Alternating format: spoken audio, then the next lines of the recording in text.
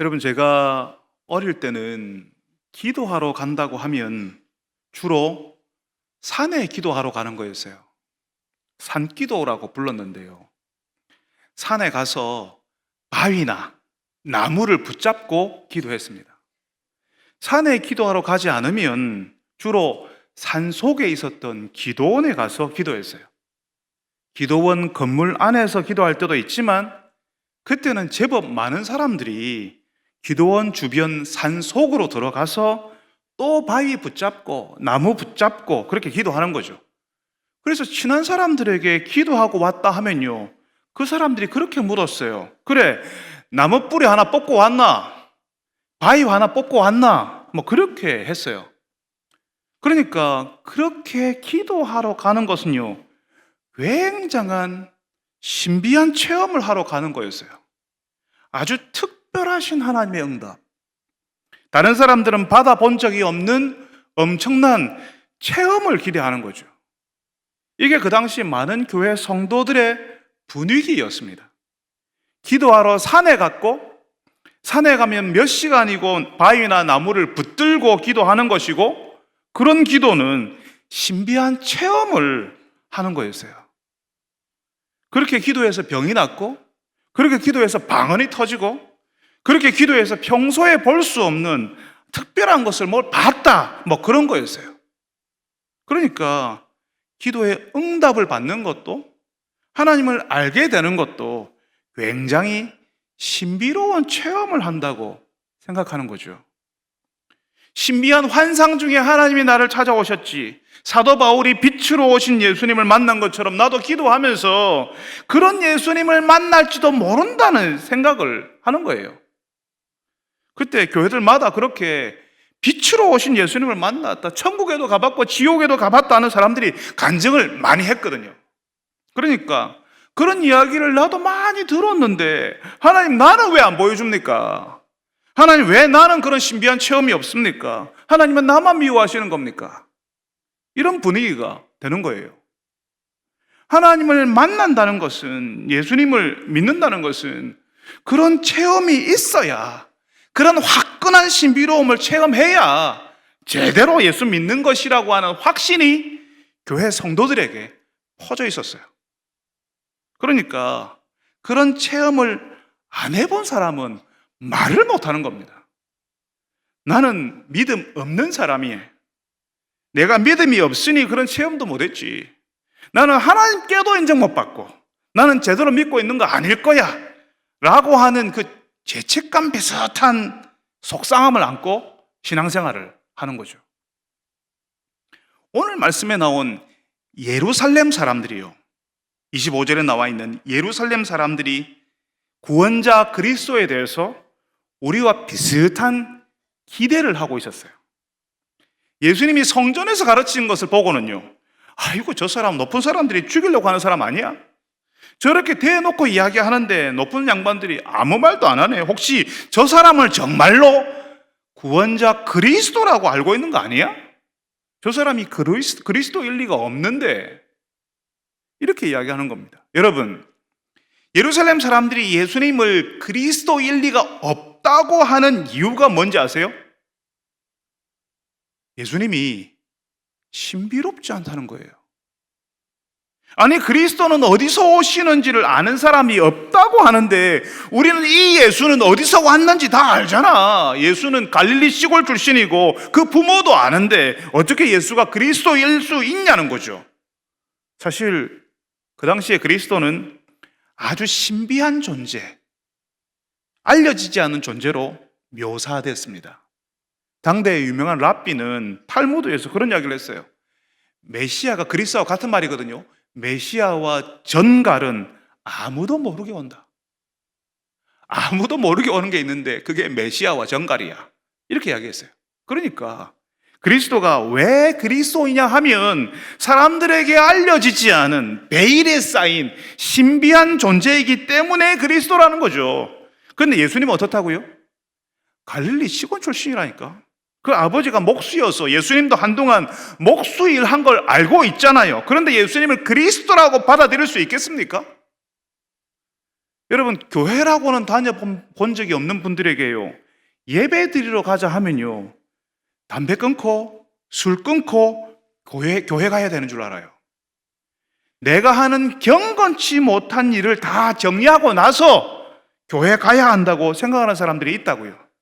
왜냐하면 예배 자리, 교회당, 이런 공간이, 예배 드리는 그 현장이 내가 모르는 신비함이 있을 거라고 생각하기 때문이에요.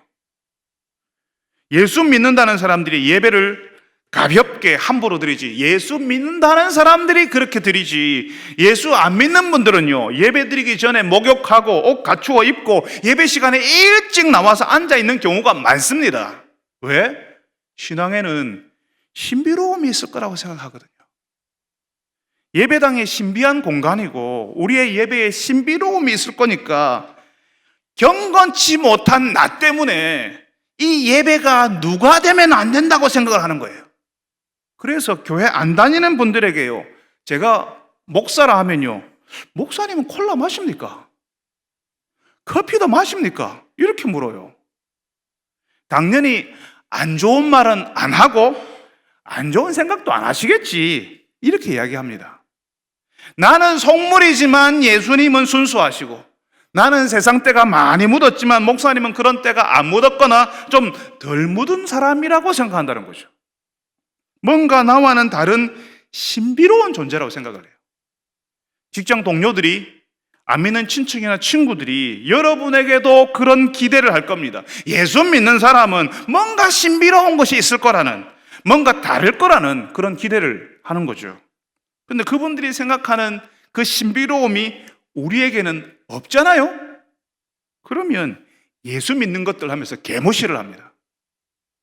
예수 믿는 사람에게 당연히 그 신비로움이 있어야 되는데 그런 신비로움이 안 보이니까 예수 믿는 사람도 예수도 다 가짜라고 느끼는 거죠.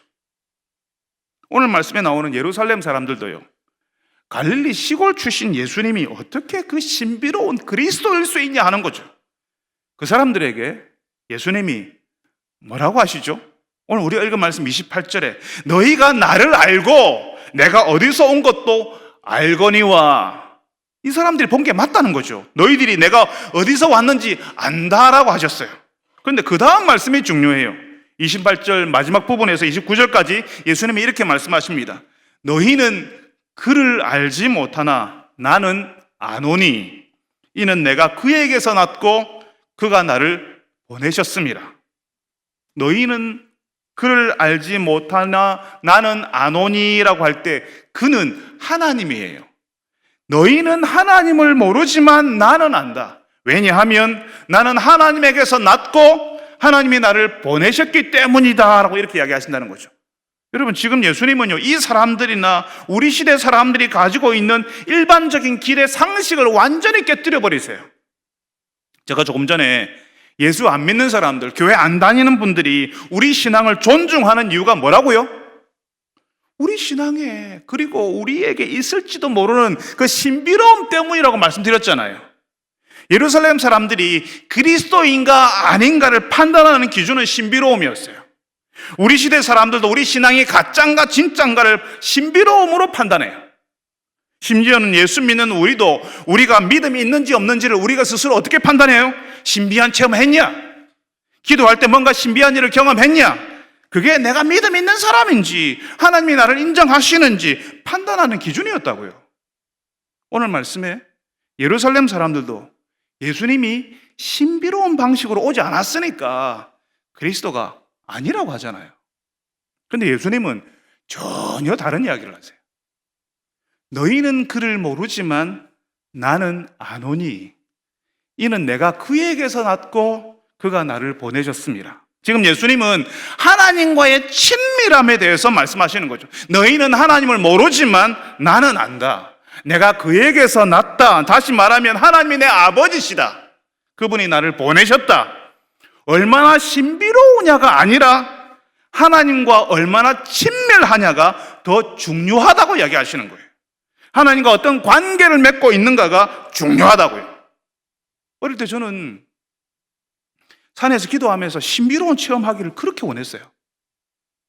그렇지만 하나님과 누리는 이 친밀함을 몰랐어요. 신비로움이 있어야 하나님도 대단하고 나도 대단해지는 거였어요. 신비로운 체험을 해야 나도 다른 사람들에게 하나님이 나에게 이렇게 나타나셨다, 하나님이 놀랍지 않냐 말할 수 있잖아요. 그런 신비로움을 예수님이 보여주면서 그러면 사람들이 좋아하고 환호성을 지를 거거든요. 야, 진짜 그리스도이시네. 근데 예수님은 신비로움을 추구하는 사람들에게, 신비로움을 보려고 하는 사람들에게 하나님과의 관계를 이야기하시는 거예요. 여러분, 우리가 기억해야 하는 것이 여기에 있습니다.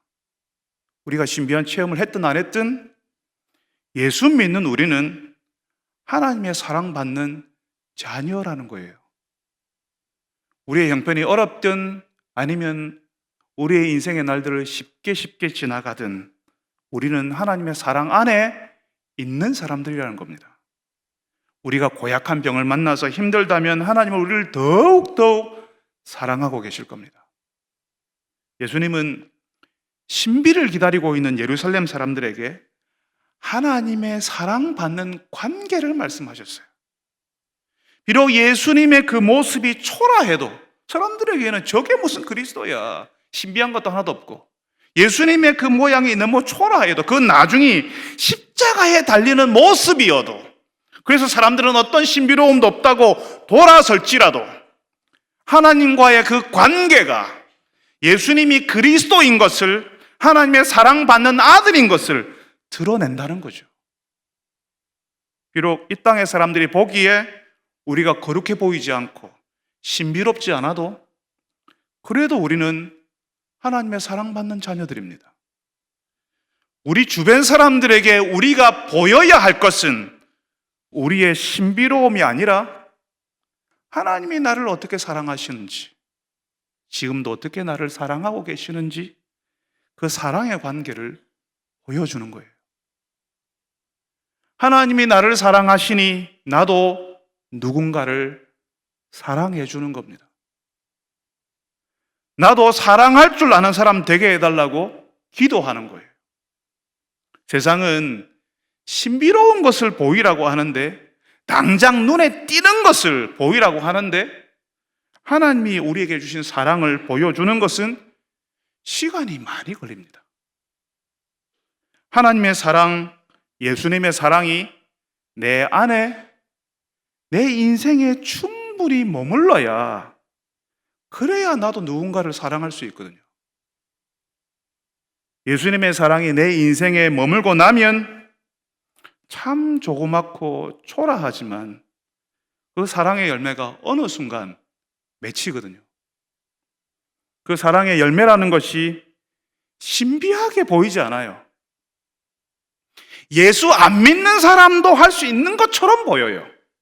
그렇지만 여러분, 우리가 이 땅의 사람들에게 보여야 할 것은 우리가 하나님의 사랑받는 사람들이라는 것, 그래서 우리 인생에 허락하신 사랑의 열매를 보여야 하는 겁니다.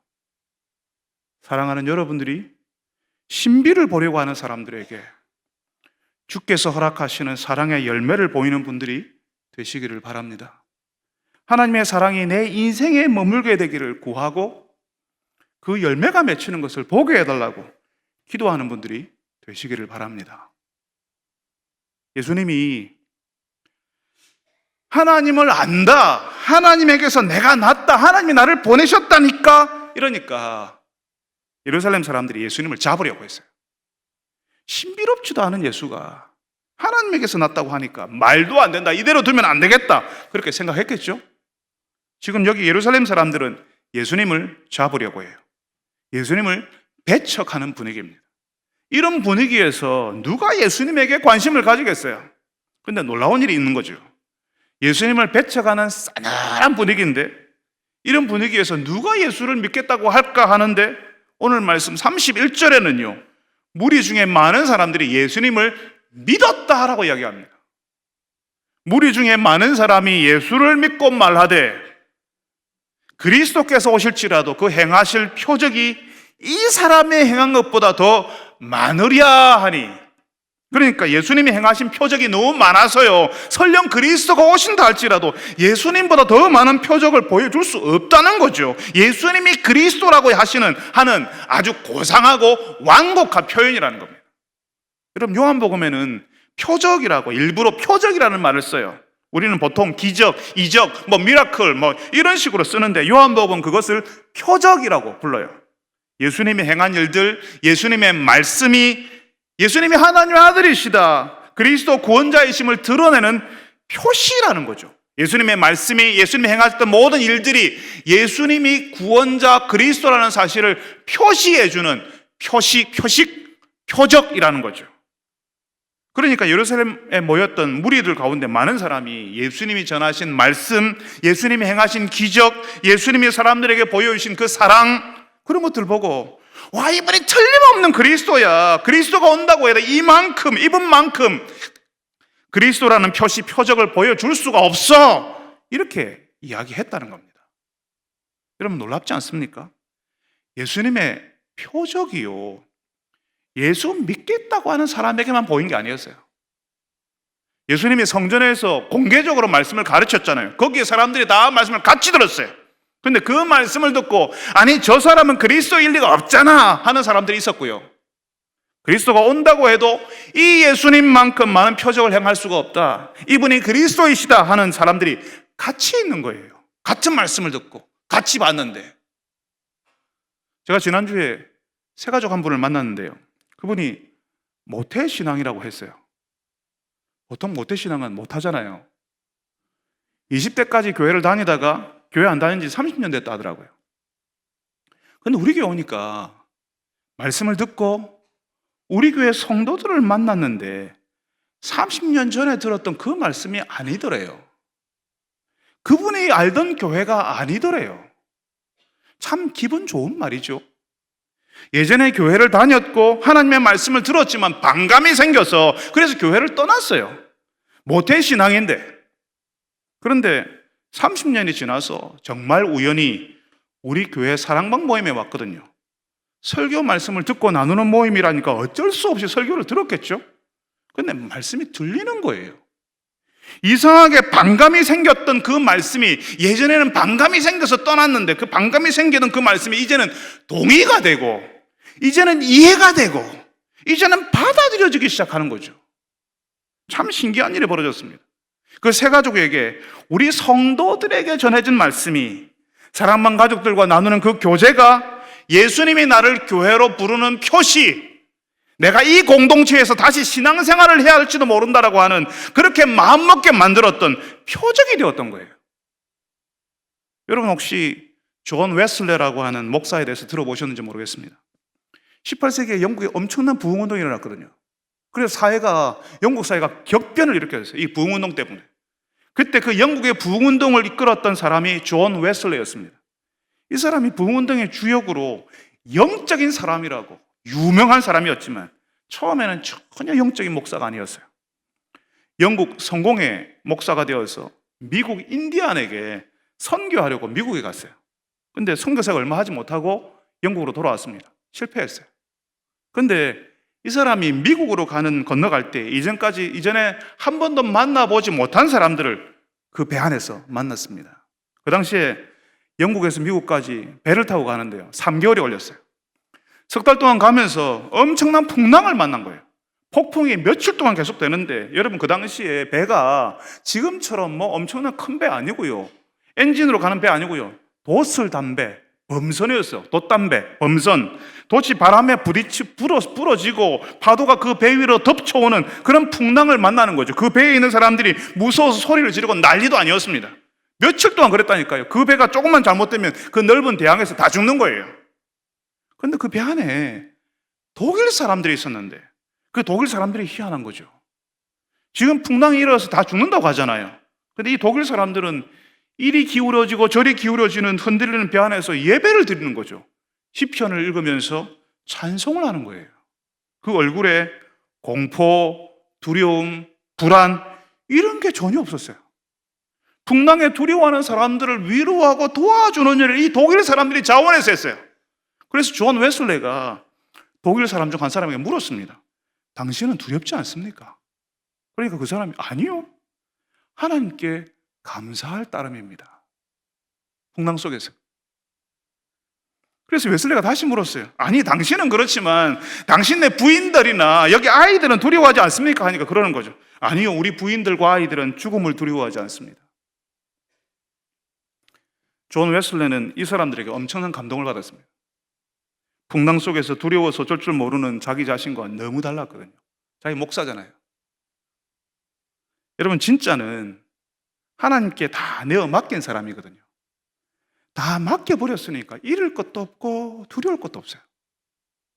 진짜 무서운 사람은 많이 가진 사람이 아니라 아무것도 안 가진 사람이잖아요. 아무것도 가지지 않았으니까 무서울 것도 없고 두려울 것도 없어요. 모두를 하나님의 손 안에 놓아버렸으니까, 하나님의 처분에 다 맡겨버렸으니까. 풍랑이 오든 그 풍랑 때문에 내가 고통을 당하든 그게 하나님이 나를 사랑하시고 내가 하나님을 사랑한다는 사실을 흔들 수가 없는 거죠. 하나님이 필요하시니까 부르셨고 불러가시면 더 좋고 어디서나 하나님과 함께 있으니 뭘 두려워하겠어요. 웨슬레는요, 이 사람들을 보고서 예수님을 믿는 믿음을 처음부터 다시 생각하기 시작했어요. 목사였지만 믿음 없는 목사, 하나님의 깊은 은혜를 알지 못하는 목사인 것을 알게 된 거죠. 그렇게 자신의 믿음 없음을 알게 된 존 웨슬레 목사에게 하나님께서는 어느 집회에서 말씀을 주셨습니다. 웨슬레는 열심히 뜨겁게 기도했겠죠. 예수님을 알고 싶은 간절한 마음이 있었으니까. 그러니까 그날 집회에서 마음이 뜨거워지고 하나님께서 자신을 죄와 사망의 법에서 구원하셨다는 사실을 확신하게 되었습니다. 그때부터 웨슬레는 다른 사람이 됐어요. 풍랑 속에서 두려워하지 않았던 믿음의 사람들이 이 웨슬레에게는 예수님을 향한 믿음을 새롭게 하라는 하나님의 표적이었던 거예요. 여러분, 예수님의 표적이 어떤 사람에게는 어려운 질병에서 낫는 것일 수 있고요, 안 되던 사업이 되거나 전혀 기대하지 않았던 일이 풀리는 일이 표적일 수 있습니다. 아, 하나님이 도우시는구나, 하나님이 나를 부르시는구나 하고 깨달을 수 있어요. 그렇지만 여러분, 예수님이 어느 시대에서든지 주시는, 어느 시대에나 주시는 가장 강력한 표적은, 가장 강력한 표시, 가장 강력한 표적은 예수 믿는 사람이에요. 도무지 예수 믿을 수 없는 사람이 예수 믿게 된 그 일이 예수님이 우리에게 주시는 표적이라는 거죠. 제가 신방했던 새 가족이요, 다시 예수 믿기로, 다시 교회 다니기로 결단한 것도 우리 교회 성도들이 그 새 가족이 예전에 알던 성도들과 전혀 달랐기 때문이에요. 말씀을 몇 번씩 듣고 그 말씀 속에 자신의 삶을 비추어 보는 성도들을 보면서 자기도 같이 말씀을 듣는 거죠. 그래서 말씀을 깊이 들으면서 예수님 신앙을 회복하기 시작하는 겁니다.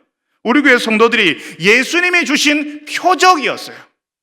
웨슬레가 부흥운동을 이끄는 목사가 된 것도 풍랑 속에서 평안을 잃지 않았던, 두려워하는 사람들을 도와주던 그 독일인 성도들이 예수 제대로 믿으라고 하는 표적이 되었기 때문이었어요. 여러분, 가나의 혼인잔치에서 예수님이 물을 뭘로 만들었죠? 물을 포도주로 만든 거 표적이죠. 요한복음에는 표적이라고 되어 있어요. 그건 놀랍지 않습니까? 그런데 우리 시대 사람들은 그걸 표적으로 안 받아들일 거예요. 물을 포도주로 만들었댄다, 그게 말이 되냐? 그건 몇 년 산 포도주냐? 그렇게 조롱할 거예요. 우리가 물을 포도주로 만들었다고 이야기하면. 그것보다 예수 모르던 내 인생의 주인이 나라고 철석같이 믿고 오직 내 중심으로 내 영광만, 내 나라를 위해서만 살던 내가 하나님을 의식하고 하나님의 사랑을 누리면서 하나님의 영광을 위해 사는 나로 바뀐 것을 보고 오히려 더 놀랄 겁니다. 물이 포도주로 변한 것보다 내가 변하는 것이 내 주변 사람들에게는 더 놀라운 표적이 되는 거예요. 내 병이 치유되고 내 사업이 안 되다가 잘 되는 것이 나에게는 표적일 수 있어도 내 주변 사람들에게는 아니에요. 그저 그럴 수 있고, 나을 때 됐으니까 나았지, 될 때가 됐으니까 사업이 되는가 보다, 그러는 거죠. 그렇지만 내가 변한 것, 내가 예수님의 사람이 된 것은 예수님이 살아계시다, 지금도 일하신다고 하는 강력한 표적이 될 수 있는 겁니다. 여러분, 예수 믿는 여러분, 예수님의 사랑을 알고 예수님처럼 사랑하려는 여러분이 예수님이 이 땅에 보이시려는 표적입니다. 여러분으로 인해 누군가는 예수님께 올 것이고, 여러분 때문에 누군가는 예수님을 믿게 될 것이고, 여러분으로 인해서 대충 믿던 예수님을 제대로 믿겠다고 작정하는 사람들이 있을 겁니다. 여러분이 예수님의 표적이기 때문에 그렇습니다. 여러분이 예수님을 제대로 믿으려고 했던 계기도 여러분의 마음을 움직였던 예수님의 사람들 아니었습니까? 사랑하는 여러분들이 예수님을 드러내는 표적으로 살아주시기를 바랍니다. 여러분으로 인해 또 다른 사람들이 예수님을 알고 예수님께로 오게 되는 놀라운 일이 일어나기를 바랍니다. 여러분, 예수님이 예루살렘에서 가르치신 것 때문에 수많은 사람들이 이런저런 이야기를 해댔죠. 저게 무슨 그리스도냐? 신비한 것도 하나도 없다. 근데 아니야. 그리스도가 오시더라도 이 예수님보다 더 많은 표적을 보일 수 없다니까. 분명히 예수님을 무시하는 사람들이 있는데 거기에 또 예수님을 믿는 사람들이 있었다는 거죠. 그러니까 예루살렘의 권력자들이 이걸 좋게 보지 않았어요. 오늘 말씀에는 그 권력자들이 바리새인들, 대제사장들이었다라고 이야기합니다. 예수님 잡으라고 아랫사람 보낼 수 있는 사람들이었어요. 그러니까 예수님이 이제 예수님 잡으러 온 이 아랫사람들에게, 그러니까 바리새인들과 대제사장들에게 우리가 평소에 잘 듣지 못했던 이야기를 하십니다. 33절과 34절에 내가 너희와 함께 조금 더 있다가 나를 보내신 이에게로 돌아가겠노라. 너희가 나를 찾아도 만나지 못할 터이요 나 있는 곳에 오지도 못하리라. 예수님이 조금 있으면 바리새인들과 대제사장들에게 잡혀서 십자가에서 죽으실 거예요. 예수님께서는 지금 예수님에게 찾아오는 죽음에 대해서 지금 말씀하고 계시는 겁니다. 내가 너희와 함께 조금만 더 있다가 나를 보내신 이에게로 돌아갈 거야. 예수님을 보내신 하나님 아버지께로 가시는 것에 대해서 말씀하시는데 이걸 이 사람들이 이해할 수가 있겠습니까? 예수님이 하나님께로부터 온 것도 모르는데 예수님이 가시는 것을 어떻게 이해할 수 있겠어요? 예수님이 너희가 나를 찾아도 만나지 못할 터이요 나 있는 곳으로 오지도 못할 거야 라고 하시니까요, 이 사람들은 저 예수가 헬라인 중에 흩어져 사는 사람들에게 가서, 헬라인이 그리스어로 하는 사람을 헬라인이라고 불렀어요. 그 헬라인을 가르친다는 말인가 이렇게 이야기를 했어요. 아, 저 예수가 그리스 사람들이 있는 곳에 가서 그리스 사람들 가르치면서 살려는가 보다 이렇게 이해했다고요. 여러분, 이게요 정말 자기가 아는 만큼만 보는 거죠. 자기 세상 속에서 보고 있는 거예요. 저희 집 큰아이가 한 4-5살쯤 됐을 때, 그때 저희 가정이 미국에 있었거든요. 2시간 거리 한인교회가 있었는데 목사님 계시지 않아서 저에게 주일 설교를 해달라고 부탁을 했어요. 그래서 10개월을 설교 목사, 임시 목사로 있었습니다. 그때 큰아이가 강단에서 설교하는 아빠를 처음으로 봤어요. 나중에 아이가 저한테 물었어요. 아빠, 저 앞에서 뭐 했어요? 어린 아들 입장에서는 늘 옆에 있던 아빠가 갑자기 어느 주일 아침에 강단에서 설교한 것을 본 거예요. 우리 아빠가 저기서 뭐 하지? 궁금했던 거죠. 그 당시에 우리 아이의 세계관으로는요, 저를 도무지 이해하지 못했을 겁니다.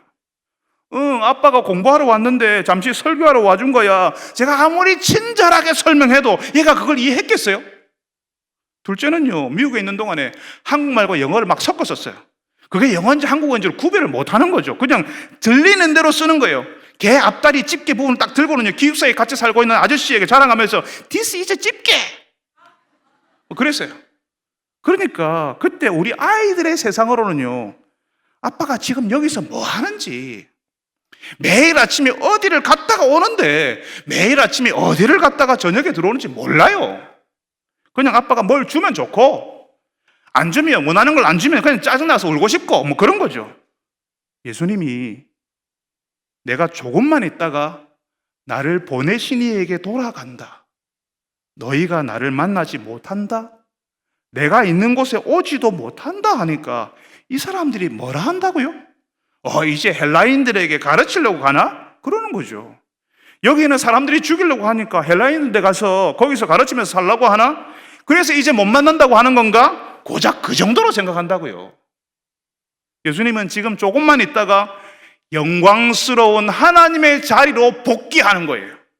나를 보내신 이에게 간다. 너희가 나를 찾아도 만나지 못할 것이고 나 있는 곳으로 오지도 못한다 하셔서 영광으로 복귀하는 것을 말씀하시지만, 이 유대 지도자들은요, 예수가 어디로 갈 수 있겠냐고 조롱하는 거예요. 거기 헬라인들 사는 데 가서 선생질하고 살 건가? 왜냐하면 이 유대의 권력자들은 거기 헬라인 사는 데가 자기들은 절대로 가지 않을 것이기 때문에요. 나 있는 곳에 못 온다고 하니까 이 사람들 입장에서는 절대로 가지 못할 곳, 아니 절대로 안 갈 곳은 이방인들이 있는 곳이거든요. 여러분, 예수님 당시의 세상, 적어도 예루살렘은 바리새인들과 대제사장들의 세상이었어요. 이 사람들이 그 세상의 중심이었고 그 세상은 이 사람들을 중심으로 움직였어요. 그러니까 그 예루살렘에서 예수님마저도 그 세상에 떨거지인 거죠, 떨거지. 그래서 예수님이 가신다고 할 때에 나 있는 곳에 못 올 거라고 하니까 이방인들에게 갈 건가? 거기서 선생님하며 살 건가? 그렇게 조롱하는 거라고요. 왜 그렇게 하냐 하면 자기들이 그 세상의 중심이거든요. 예수님을 잡는 것도 죽이는 것도 사람 보내서 하면 된다고 생각하거든요. 지금 우리가 사는 세상에도요, 자기가 세상의 중심에 있다고 믿는 사람들은 모든 것을 자기들 발 아래 두고 있다고 여깁니다. 내가 말만 하면 사람들이 움직이잖아요. 내가 말하면 사람들이 움직여요. 그게 여러분요, 엄청난 중독성이 있는 겁니다. 내가 말하는 대로 사람들이 움직여요. 내가 세상을 움직이는 것처럼 느껴지거든요. 그러니까 예수님도, 예수 믿는 것도 어리석은 것으로, 쓸데없는 것으로 여기는 거죠. 내가 움직이고 내가 사람들을 움직일 수도 있고 판단하고 내가 원하는 대로 내가 다 할 수 있다고 생각하니까 우리 신앙을 종교라고 부르면서, 그런 종교 나도 많이 안다. 그래, 마음은 편하겠지. 아내도 아이들도 교회 가라. 마음 편해지니까. 근데 너무 깊이 빠지지는 마라. 이런 식으로 이야기해요. 세상의 중심에 있다고 느끼니까 자기가 다 아는 거죠. 꼭 그런 방식으로 바리새인들과 대제사장들은 예수님을 살리고 죽일 힘이 있다고 믿는 거죠.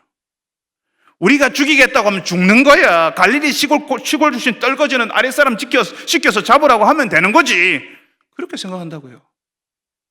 근데 여러분, 바리새인들과 대제사장들은 자신들이 예수님을 죽일 거라고, 그리고 나중에는 죽였다고 하겠지만, 예수님은 하나님의 때에 따라 스스로 자발적으로 그 일을 받아들이는 거였어요.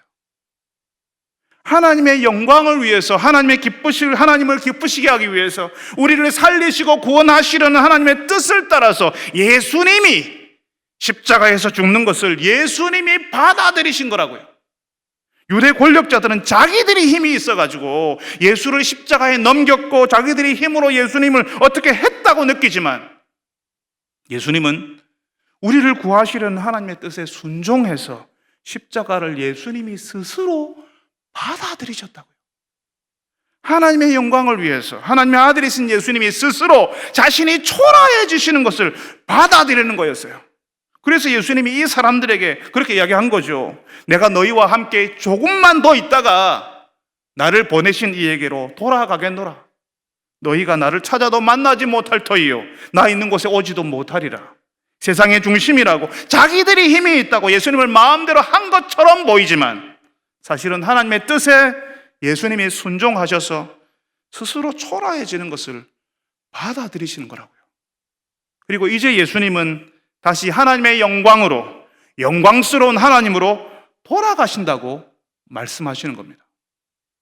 우리가 예배 중에 고백하는 사도신경에서 그 예수님이 하나님 보좌 우편에 앉아 계시다가 거기로부터, 그 보좌 우편에서부터 살아있는 자와 죽은 자를 심판하러 오실 것입니다라고 우리가 고백합니다. 그것처럼 그렇게 예수님이 영광으로 우리에게 다시 오실 겁니다.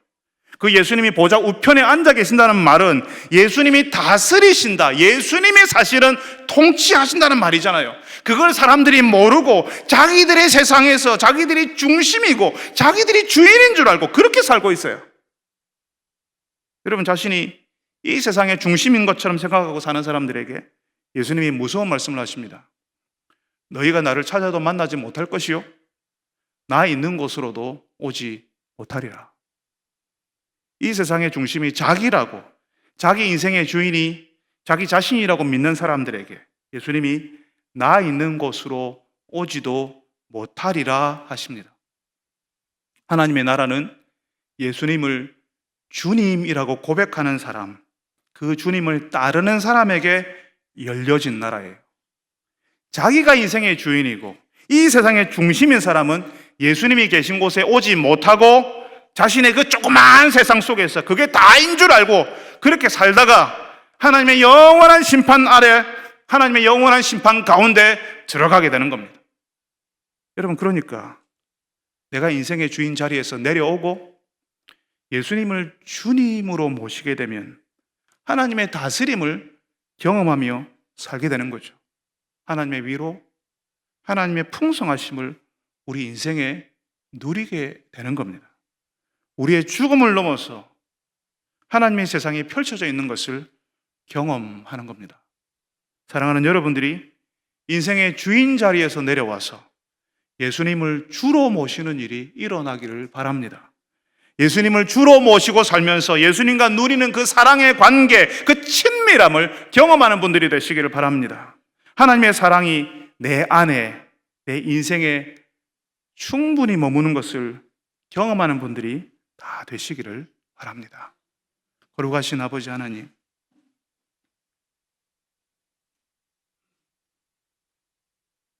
예수님이 어떤 분이신지 우리에게 다시 알려주셔서 감사합니다.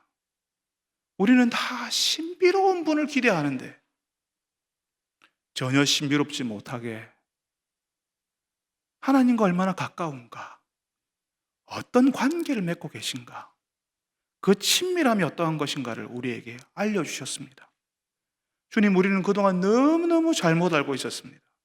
주님, 우리도 하나님의 사랑받는 자녀로 내 인생에 충분히, 내 안에 충분히 하나님의 사랑이 머물게 하시고 그 사랑으로 우리도 누군가를 초라하지만 조그맣게라도 사랑해 줄 줄 아는 저희들이 되게 하여 주옵소서. 이 땅의 사람들에게 그것 보여주는 저희들이 되게 하여 주옵소서. 예수님의 이름으로 기도합니다. 아멘.